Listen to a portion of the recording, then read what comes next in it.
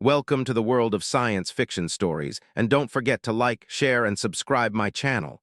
Enjoy the listening. The Galactic Fleet celebrated too soon. Earth's dreadnoughts changed everything. First Contact Misjudgment High Admiral Vex Toral stood on the command deck of the Glorious Ascension, flagship of the Hegemony's 7th Expansion Fleet. His 4 upper appendages were folded in formal satisfaction as he gazed at the holographic display showing the newly charted sector. The scout reports had confirmed what the long-range sensors suggested. An emergent technological species had established colonies beyond their home system. Humans, Vex Toral pronounced the word with the careful precision of someone testing an unfamiliar concept. How many worlds have they claimed? Fleet analyst Zar Mev consulted her data terminal, the bioluminescent patches on her face pulsing with concentration. 11 settled worlds, High Admiral, 5 fully terraformed colonies, and 6 mining outposts. Their expansion has been remarkably rapid for a species only 3 centuries into space travel. Remarkable indeed, Vex Tal's voice carried the harmonic undertones of amusement. And their military capabilities? Limited by our assessment, Zerv replied. They prioritize civilian infrastructure and resource extraction. Their vessels are primarily adapted cargo haulers with minimal defensive capabilities. They rely on fixed defensive platforms around their key worlds rather than a mobile fleet. Vex Toral extended a manipulator to enlarge a section of the display showing the human home system. Earth, he read from the designation. Curious. Their entire civilization developed on a high-gravity nitrogen-oxygen death world. No wonder they're so physically robust. The Evolutionary Council suggests this may explain their rapid technological advancement, added Subcommander Krell Vor from his station. Species from hostile environments often develop accelerated problem-solving capabilities. Vex Toral clicked his mandibles thoughtfully. Or perhaps they simply haven't encountered sufficient challenges among the stars. The universe has ways of tempering unchecked ambition. The bridge fell silent as the crew recognized the familiar precursor to a command decision. The Hegemony had encountered 17 spacefaring species in its 12,000-year history. All had eventually joined the collective, whether through diplomatic integration or necessary subjugation. Send the standard diplomatic package, Vex Toral finally ordered. Inform them of Hegemony border protocols, resource allocation quotas, and administrative requirements. Give them a standard cycle to respond. As you command, High Admiral, Subcommander Vor acknowledged, transmitting the orders to the communications array. The diplomatic package was transmitted on all frequencies humanity was known to use. It contained all the accumulated wisdom of the Hegemony, 12,000 years of interstellar governance distilled into clear directives for an emerging species. The message established the Hegemony's territorial claims, outlined the application process for expansion permits, detailed the resource taxation system, and specified the timeline for administrative integration. One standard cycle passed, then another. No response came from human space. Impudence or incompetence? Vex Toral mused during the command staff meeting as the second cycle drew to a close. Either way, we cannot allow unregulated expansion to continue. Strategic Overseer Meluk, the oldest member of the command staff, ventured a rare opinion. High Admiral, our xenopsychologists suggest humans may interpret our communication differently than intended. Their historical records show a species fiercely protective of autonomy.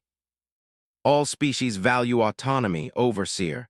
Vex Toral dismissed the concern with a flick of his lower appendage. Until they understand the benefits of proper governance, prepare a demonstration force. We'll establish presence at their outermost colony and open direct negotiations.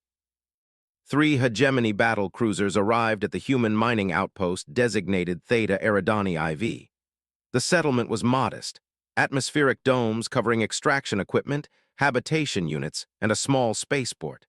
The Hegemony vessels took position in high orbit, broadcasting their presence on all channels.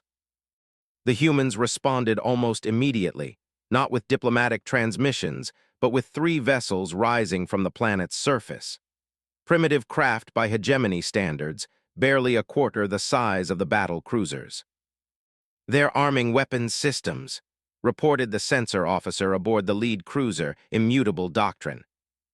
"A defensive posture only," Commander Javar noted.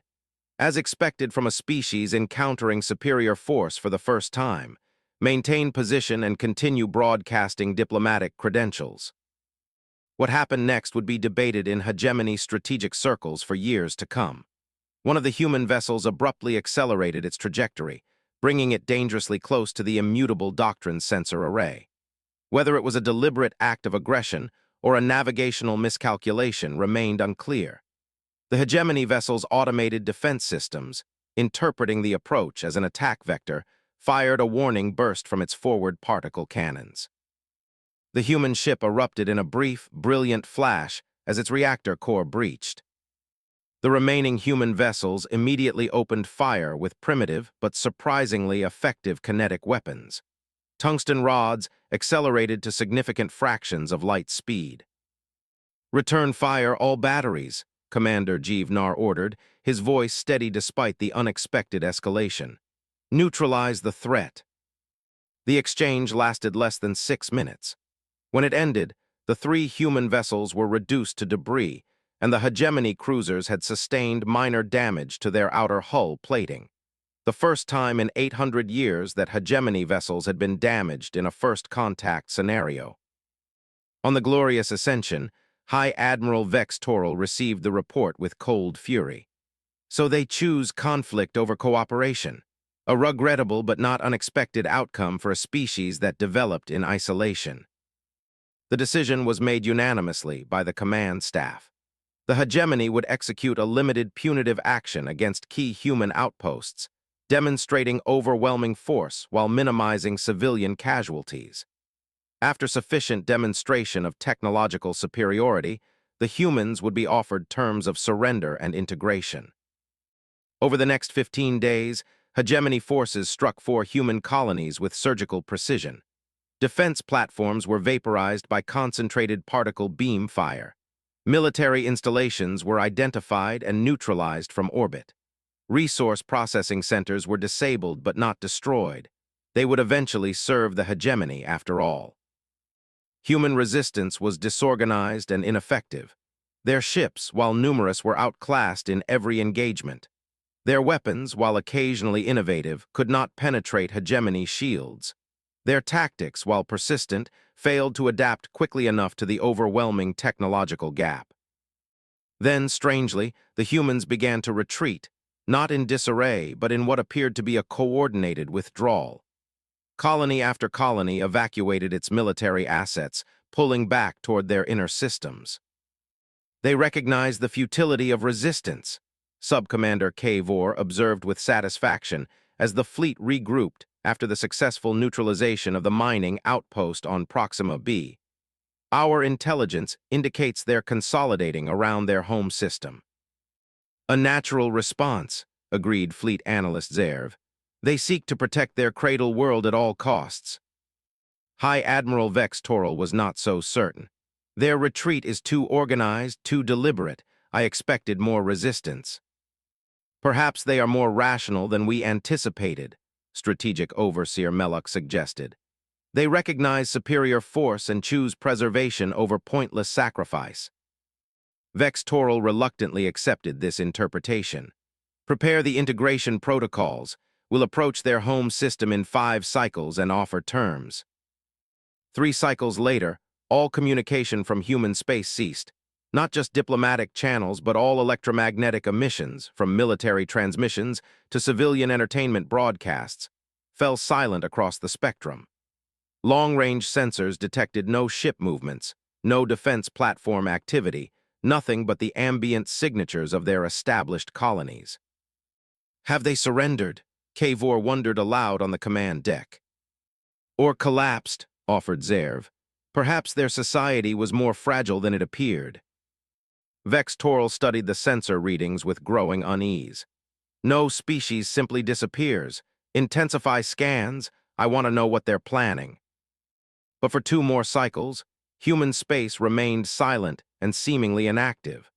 The hegemony fleet advanced cautiously toward the edge of the Sol system, prepared for anything from abject surrender to desperate last resistance.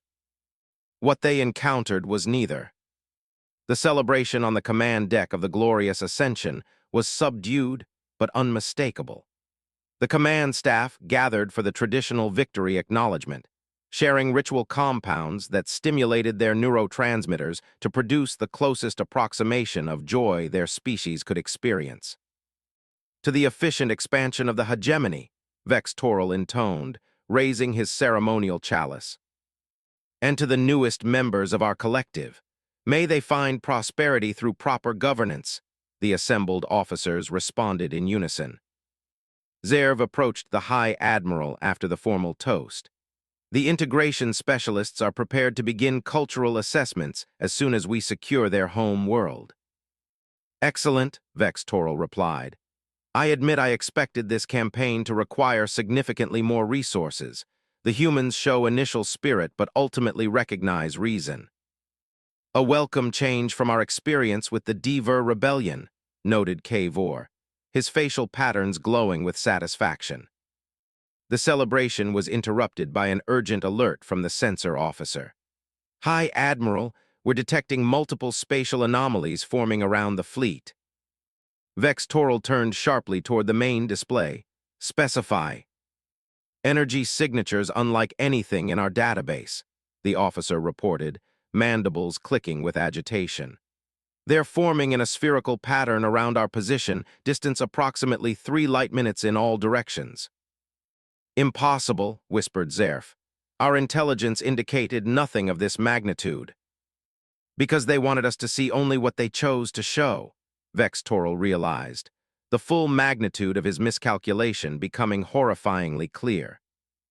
A communication request flashed on the main console. After a moment's hesitation, Vex Toral nodded to the communications officer. The display shifted to show a human face, a female by their dimorphic standards, with dark skin and eyes that reflected no light. This is Fleet Admiral Amara Chen of the Terran Defense Force, she stated without preamble. Your campaign of aggression against human outposts has been noted, catalogued, and will be addressed. But first, we thought you might appreciate a proper introduction to humanity. Humanity unveils its true power. What you're seeing is the first response division of Earth's silent vanguard, Admiral Chen continued, her voice calm and measured. The ships you've encountered until now were primarily civilian vessels with minimal defensive capabilities. We allowed you to engage them to assess your technological level and strategic doctrine. High Admiral Vex Toral fought to maintain composure before this revelation. You sacrificed your own people to gather intelligence. A cold smile crossed the human's face. No lives were lost in your attacks, Admiral. The crews you believed you destroyed were autonomous drones and elaborate holographic projections. Even the colonies you bombarded had been evacuated weeks before your arrival. On the command deck of the glorious Ascension, stunned silence gave way to frantic activity as sensor officers attempted to make sense of the vessels surrounding them. The readings defied categorization. Energy signatures that fluctuated between states of matter, propulsion systems that appeared to bend spacetime rather than move through it, hull compositions that absorbed scanning beams rather than reflecting them. Tactical assessment, Vex Toral demanded. Strategic Overseer Meluk's voice trembled slightly. High Admiral, conservative estimates suggest any one of these vessels could neutralize our entire fleet. We are significantly outmatched. The hegemony does not surrender, Vex Toral stated, though the harmonic undertones of his voice betrayed his uncertainty. We expected that response, Admiral Chen replied. Allow me to provide a demonstration of why reconsideration might be prudent. At some invisible signal, one of the massive human vessels, designated Warship Alpha on hegemony tactical displays, emitted a pulse of energy that washed over the fleet. There was no immediate effect, no explosions or systems failures. Sensor report, barked Vex Toral. All systems functional, High Admiral, reported the sensor officer. The pulse appears to have had no effect. Admiral Chen's expression remained impassive. Look to your fleet's position, Admiral Vex Toral. The tactical display updated, and a collective gasp echoed across the command deck.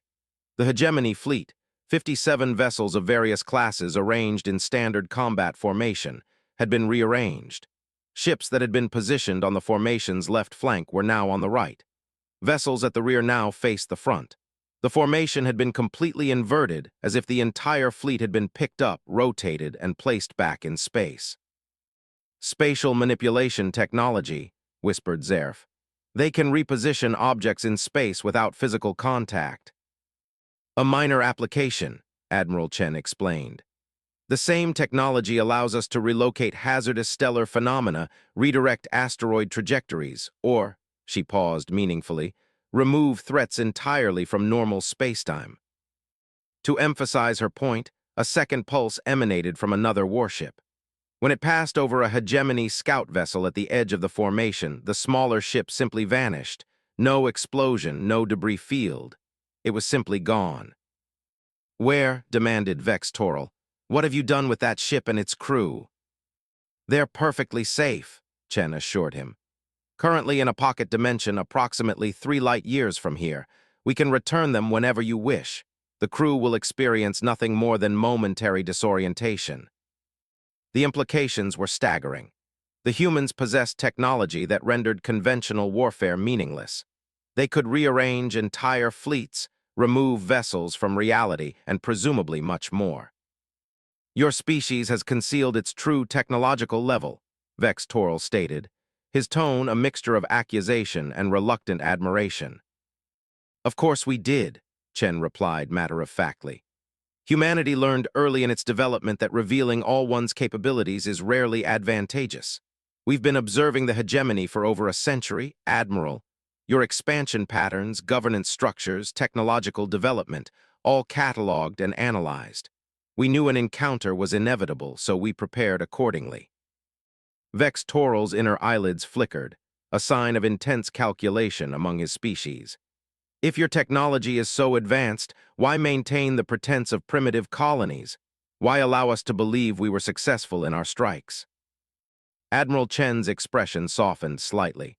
2 reasons. First, to accurately assess your intentions. Would you attempt diplomatic solutions or default to force? The answer informs our response. Second, to offer you an opportunity to reveal your true nature without the inhibition that comes from facing a superior force. Before Vex Toral could respond, the sensor officer called out. High Admiral, we're detecting energy builds in multiple human vessels. They appear to be activating weapon systems. The tactical display showed 12 of the massive human warships moving into a new formation, their position effectively cutting off any retreat path for the Hegemony Fleet. You've made your point, Admiral Chen, Vex Toral said quickly.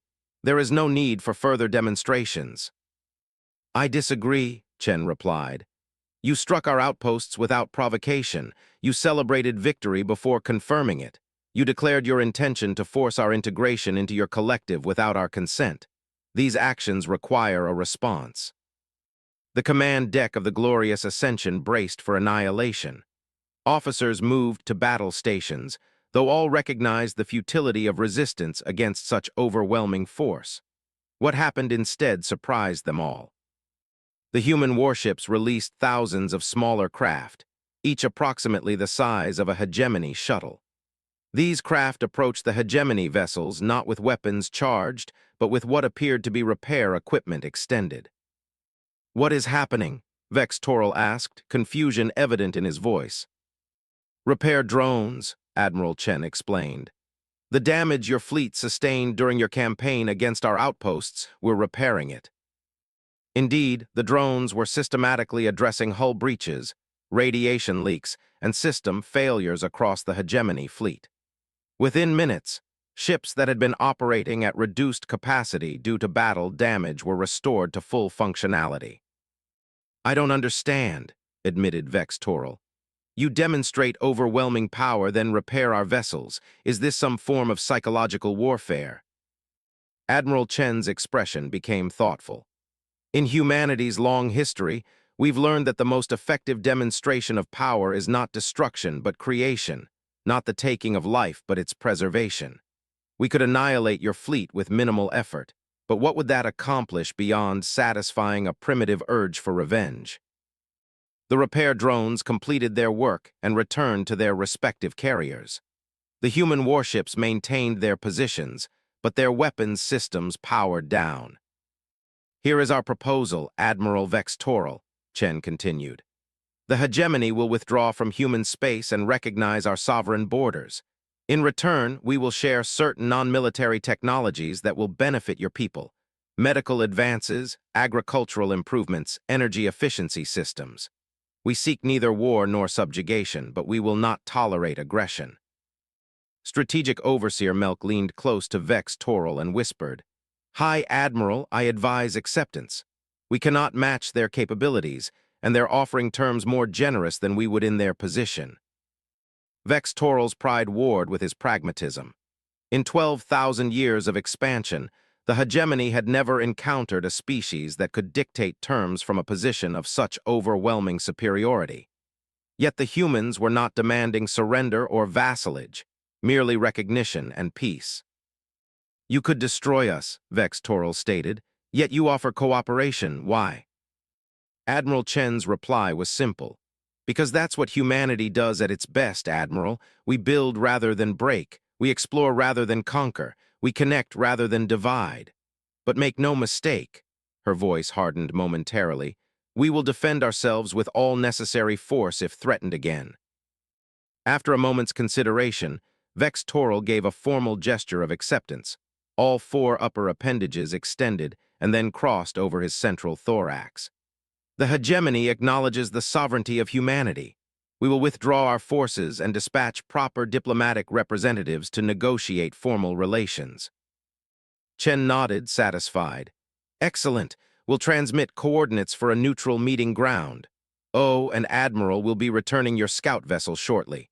The crew might be hungry. Pocket dimensions tend to make one work up an appetite. As the transmission ended, the command deck of the Glorious Ascension remained silent. The tactical display showed the human warships beginning to withdraw, their massive forms sliding back into the spatial tiers from which they had emerged. Update our codex, Vex Toral finally ordered. Classify humans as a Tier 1 civilization, technological level beyond standard metrics. Approach with maximum diplomatic caution. Zerv looked up from her console, bioluminescent patches pulsing with excitement despite the humbling encounter. High Admiral, the data we've collected on their technology. It contradicts everything we thought we knew about spatial manipulation, dimensional physics, and energy conversion. The Scientific Council will need decades to analyze it all. They offered to share non-military technology, Kavor noted. Even a fraction of their scientific knowledge could advance the hegemony by centuries. Vex Toral gazed at the display where the last of the human warships was disappearing. They could have destroyed us without effort, yet they chose restraint. They could have demanded our subjugation, yet they asked only for recognition. He turned to face his command staff. In 12,000 years of expansion, the hegemony has encountered many species. Today, for the first time, we may have encountered our better. As the Glorious Ascension changed course to lead the hegemony fleet away from human space, Vex Toral made a personal notation in his command log. First contact with humanity. Initial assessment catastrophically incorrect. They are not merely another species to be integrated or subjugated. They are something we have never encountered before. A civilization that possesses overwhelming power yet chooses restraint, that could conquer yet prefers cooperation. The hegemony has much to learn from these humans. Beginning today, we shall. 2 standard cycles later, when the scout vessel that had been removed to a pocket dimension suddenly reappeared at the designated coordinates, its crew reported an unexpected experience. Rather than a barren dimensional void, they had found themselves in what appeared to be a comfortable habitat designed to accommodate hegemony physiology. They had been provided with nutritional substances compatible with their biology, entertainment materials translated into their language, and even a rudimentary historical overview of human civilization. When asked why such efforts had been made for a crew that might never have been returned, The human representative simply responded. Because that's what makes us human.